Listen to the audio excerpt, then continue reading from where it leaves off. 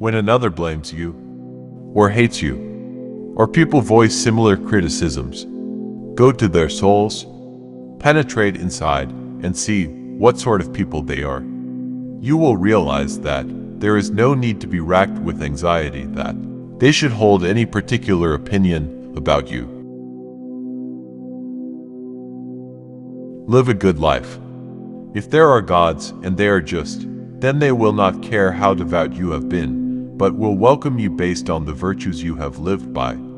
If there are gods, but unjust, then you should not want to worship them. If there are no gods, then you will be gone, but will have lived a noble life that will live on in the memories of your loved ones. Begin each day by telling yourself, today I shall be meeting with interference, ingratitude, insolence, disloyalty, ill will, and selfishness, all of them due to the offender's ignorance of what is good or evil.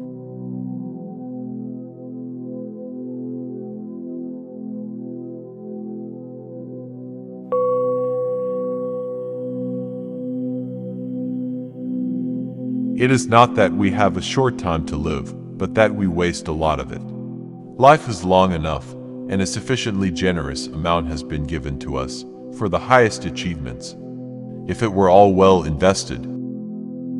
But when it is wasted in heedless luxury and spent on no good activity, we are forced at last by death's final constraint to realize that it has passed away before we knew it was passing. So it is, we are not given a short life, but we make it short, and we are not ill-supplied, but wasteful of it. Life is long, if you know how to use it.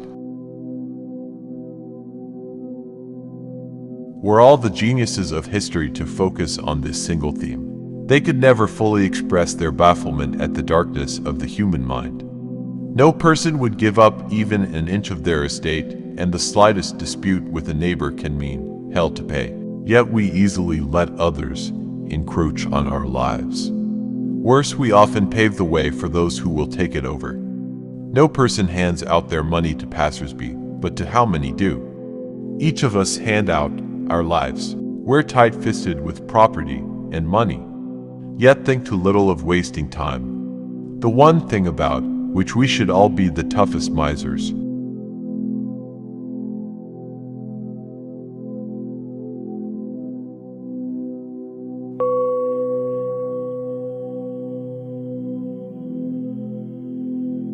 Remember, it is not enough to be hit or insulted to be harmed.